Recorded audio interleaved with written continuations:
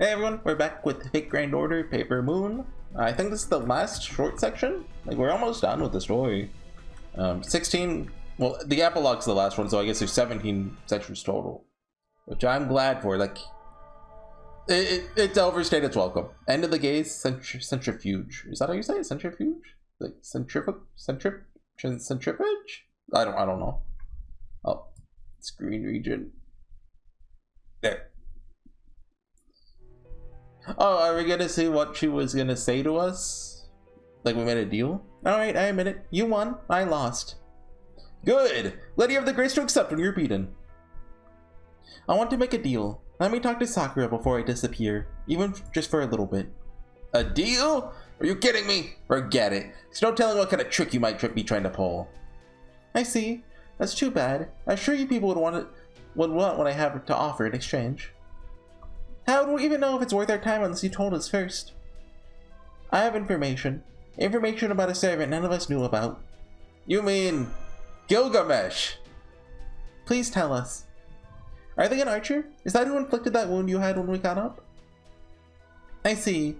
So you already had your suspicions. I can't say whether they're an archer or not, but their attack was shockingly powerful. It came from extreme range. I tried to fight back by tracing their gaze with my mystic eyes, hoping to petrify the sniper, but their resistance to the effect was so potent, it rebounded on me instead. So I think we're dealing with a divine spirit servant of very high purity. Kama doesn't like that. It's Kama too. Now that you mention it, you have kept your right eye closed this whole time. Sharp, aren't you? I mean, you can't tell by all the blood. It's plenty to pay you with this information alone was insufficient. Suppose I can give it to you anyway. The moment I was struck by my own power, I closed my right eye while it was still active. So even though my mystic eyes are deflected, the effect still reached the sniper. This eye is looking at them right now. What? When I say looking, the circuit was burnt instantly, so I'm not able to actually see them. But conceptually, my eye is still looking at them. So what does that mean? I don't need this eye anymore, so I'm going to conceptually detach it and give it to you. So it's like a compass? You obviously know what to do with it, alchemist.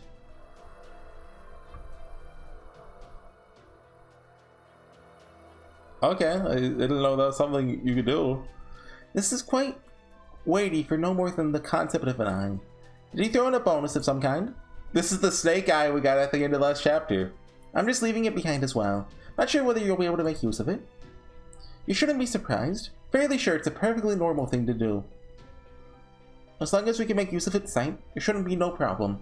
Thank you. I'll gladly use this. Well dang, guess the evidence really does point to there being an archer out there. Nobody believed it. Like if they just looked at the gotcha, they would have known.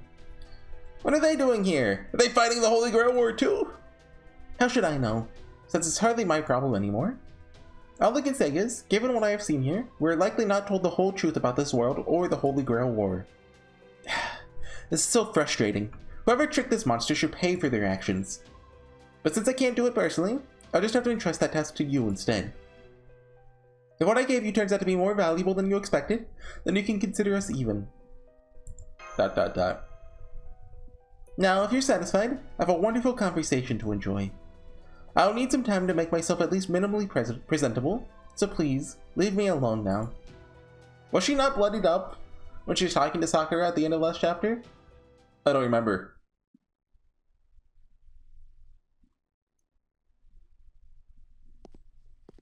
Sarcophagus.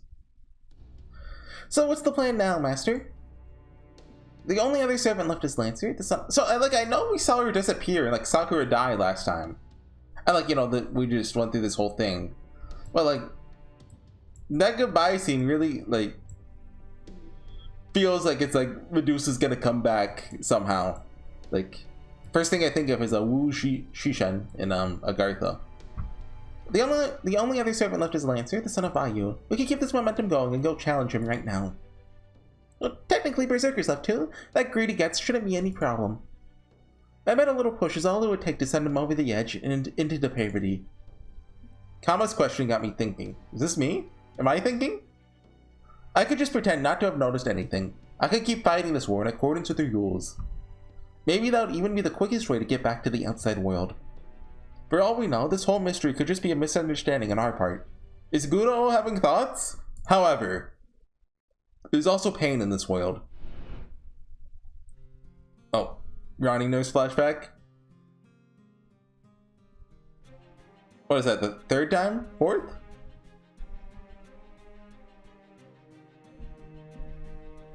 Yeah?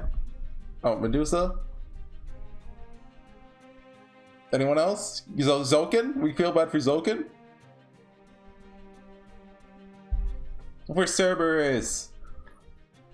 There's kindness too, so much so that it easily proves the pain isn't simply par for the course. Not Ranni nurse again! Ranni, which one is that? The Riku one? Build? Transfer, of course, we love all the Rannis. This world may be artificial, but I've seen the same kind of senseless pain here that I saw in countless singularities and lost belts. People being oppressed and used, mental and physical pain. Why does that all exist here as though it were natural? Why are these things happening? Why is this system the way it is? I'm not sure, but I think I know where I can find the answers. I think we need to get to the bottom of this. This really was us! This was us! We thought we had a monologue! We haven't had one of those since like... did we have one in LB7? Definitely an Avalon LaFay. Precisely what I calculated, you would say.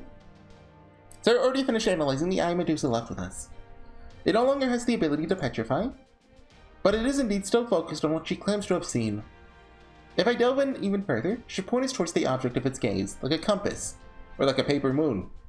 Oh? That should at least lead us to this mysterious archer. Should we find Ayus and Duryodhana again first? Yes, I think we should. The announcement made at the rotation gave Berserker credit for finishing Saber off. So meeting back up with them should not only add to our offensive forces, but also make it easier to replenish our resources. Is a Lancer probably want to come along? I wonder. He is still a servant in this Holy Grail War, so I do think he can only hold up for so long. But for now, I do not think he is worth including in my calculations. Alright, once we rendezvous with Ayus and Duryodhana, yeah, he's gonna come save us last minute. Let us head in the direction this eye points us.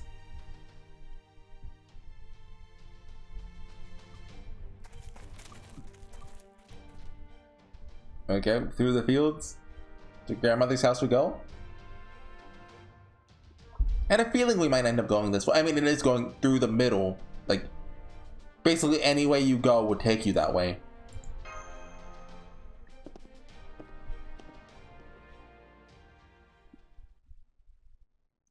Wow, the church, what a coincidence. What's in the basement? Do you have orphan batteries? Well, they're not inside the church. Predicting behavior, recommending caution. Please stop. What you're about to do may be considered a forbidden process.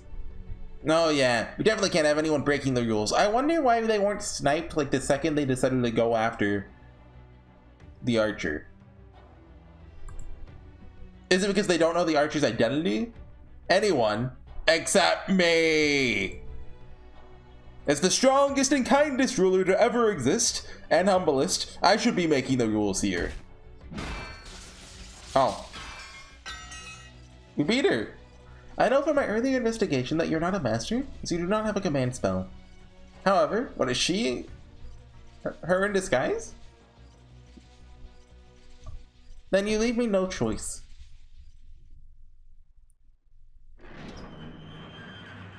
Slow door opening sound effect. Just as I calculated. I knew I should have made certain, even if I had to jam my ether light into you to do so. Oh, she has gloves on, doesn't she? No normal AI, even an armored type D, could withstand a hit from Berserker. So that leaves just one possibility.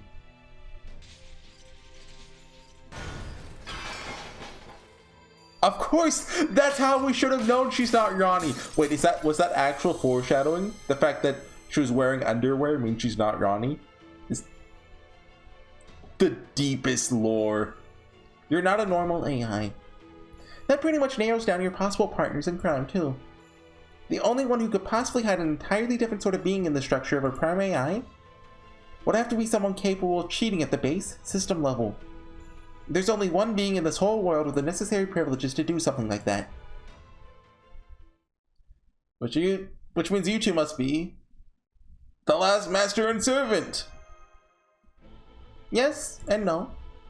She's my servant, Archer, the first participant in the System Girl War. Her true name is Ranni the 11th. The animation that played was so graphic that my game crashed. Hold on, we're doing it again. Come on, Poe. Take us there. Poe? I hit recording because I figured the fall would be really quick. Here we go. It's really expensive.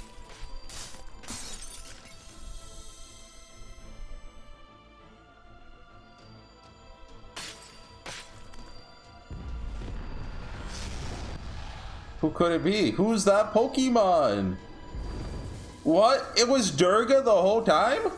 What? That's crazy. Durga. Who could have guessed that?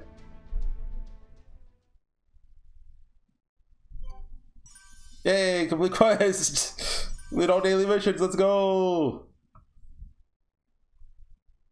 Yeah, so I mean they showed her off like halfway into Ordeal, like when Zoken died the first time, right? So like it's not exactly a shock to anyone. Most used servant is Ushi, really? Well, I mean, I get okay. One person used her. Okay, I wonder if they used her for the Liz quest. It's like she's really good for that. Great, just great. Of course, you'd have the one servant I never wanted to see again. Of the I'm not familiar with the history between Kama and Durga. I actually hardly knew who. Well, I didn't even know who Durga was at all before Fate. Durga. Yeah, can I get a little lore drop? First time hearing your name? Fine, I guess I could tell you about her. I looked at her up on Wikipedia a couple months ago, but like, is she a mother goddess? We all know how misery loves company. Basically, she's Shiva's queen and another aspect of Parvati. Okay, that's why you slapped her face. As I recall, although she's connected to Parvati, who is renowned for her grace and beauty, the two could not be more different.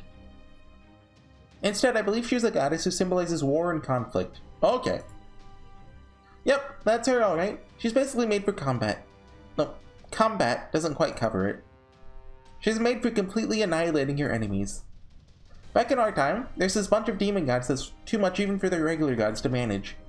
One day, when the gods had finally had enough, they came together to create someone who could completely annihilate the demons. And Durga was the result of that effort. Calling her bad news is wildly understating things. Correct. Your praise of the goddess's capabilities is accurate, God of love. I love her design, by the way, especially her second ascension. I thank you. I detested you even before I saw you were using the same kind of vessel as Parvati, so I would have hated to be inaccurate. Dang it, that's Durga! The third Sakura face this ordeal call? This might be out of our league. Divided spirit or not, don't want to make an enemy of Shiva's queen. The man who smells like the demon Kali. And is that Bayu? I like the little snake. Oh, yes, I should have known a god would have a sharp nose. So much for hiding and seeing how things play out. So they're here too. Yeah, he's not gonna miss out on the auto boss fight. And then after they beat her, we're gonna have a Daruna versus Bima 1v1. Please. See, all surviving servants are gathered here. Very well then. Suppose this requires an immediate course correction to put you all on the proper path. Apparently, even when the truth is hidden by design, still finds its way to the surface. Perhaps that is just its nature. There, I've opened up partial access to my high-level database. More simply, I'm willing to answer any questions you may have. Lore, let's go! What's going on, Governor? I first read that in like an Australian accent. Why do you have a servant of your own? Does this mean you're participating in the System Girl War too? No, it does not. I'm simply overseeing this Holy Grail War. She is my servant. Both these statements are true, and neither conflicts with the other. So that Archer, Durga, is special in some way? Affirmative. Her summoning is the incident that began this Holy Grail War. Now, it would be more accurate to say that her summoning is what enabled me to begin the experimental ritual. I call the system Grail War. So this isn't to fix the Paper Moon? Well, it's not about the upkeep? This ritual beginning is the reason the Paper Moon stopped working. Once it is concluded, the Paper Moon will work again, though differently than it did before.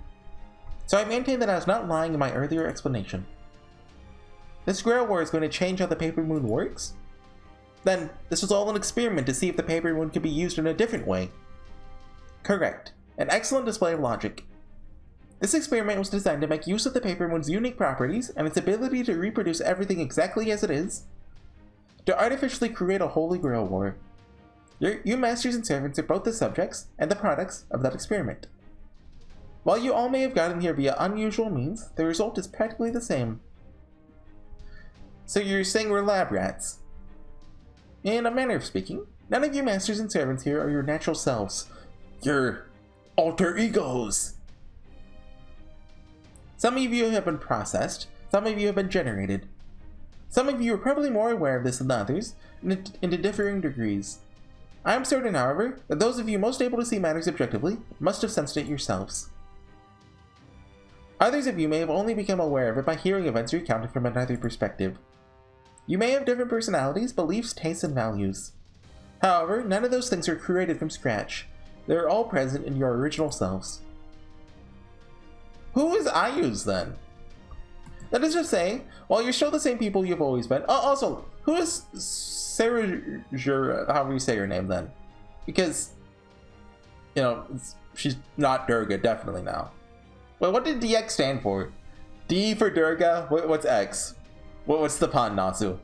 That is to say, while you're still all the same people you've always been, the versions of you here are comprised of isolated aspects of your personality which are extracted and made to stand alone. I believe you already know what such beings are called. You mean alter egos? Yes, you're all. Don't end the chapter by saying alter egos. Artificial alter egos created by the Paper Moon.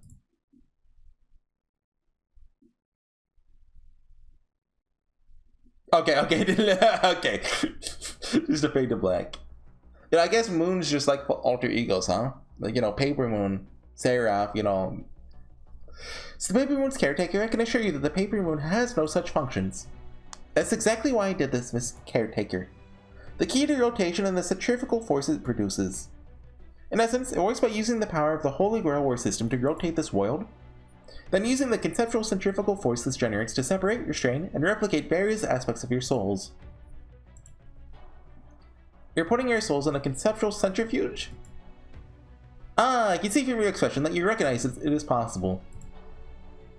I call it the AEC method. The AEC stands for the Alter Ego Centrifuge. Okay. Whoa, hold on a dang minute. Yeah, can you... This has also its own nuts. I've just kind of been letting it go in one ear, not the other. So yeah, let's go! She represents the reader. I mean, how do we even know she's telling us the truth here? For all we know, she could be making this nonsense up. Where's the proof? Well, no. The evil villain always wants to, you know, tell their plan to the good guys. They have to. May not be proof, but I do have some circumstantial evidence. Remember the shock absorbers around the perimeter we wake up in after being sent flying in one of those rotations? Were they not familiar? I think those are coffins. Oh! Or at least they function similarly, like the cryptors. Their vessels meant to prevent spiritrons from escaping. Cradles meant to secure the parts of our personalities that have been separated from us. Incidentally, the rotation that occurs when a servant disappears is more of a preliminary operation.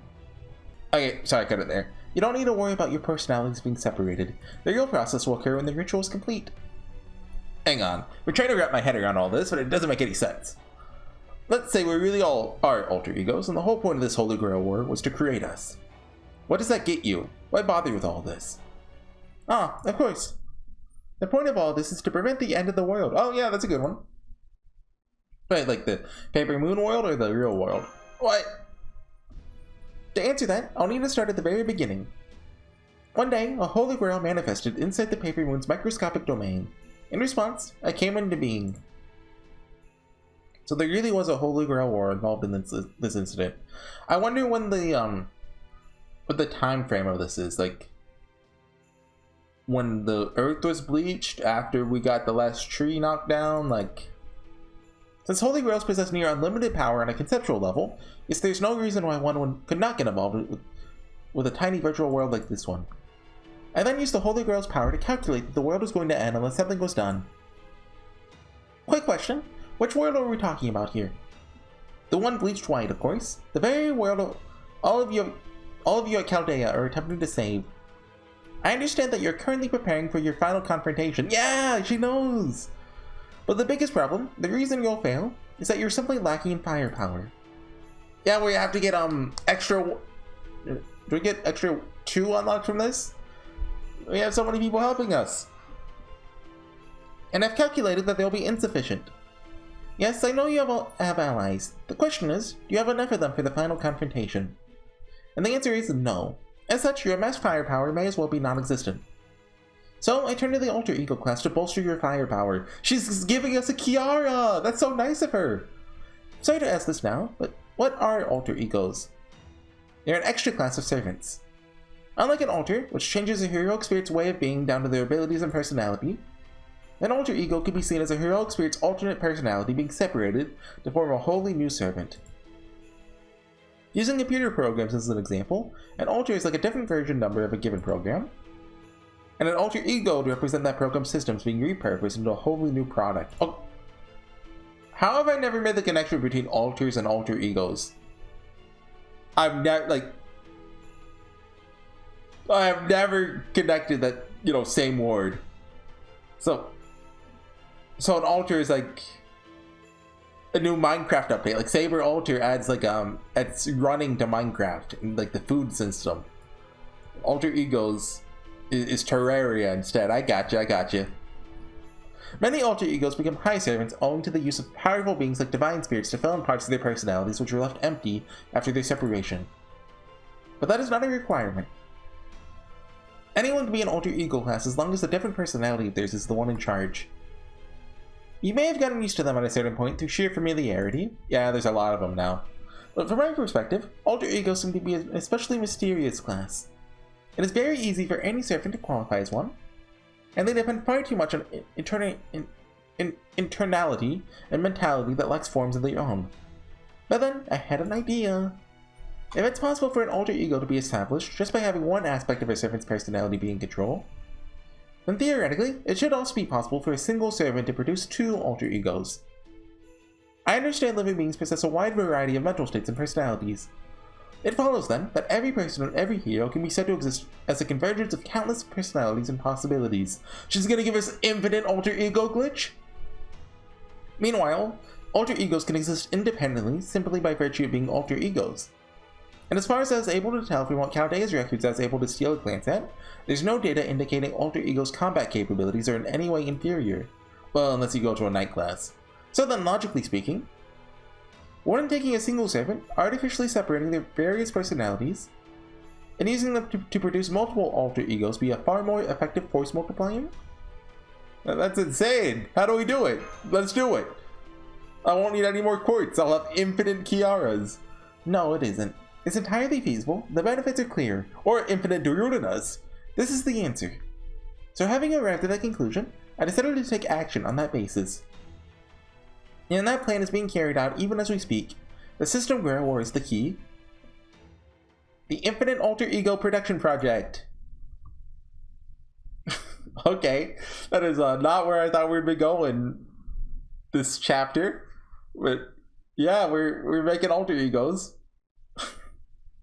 Okay, I guess we're finally, doing the alter ego thing.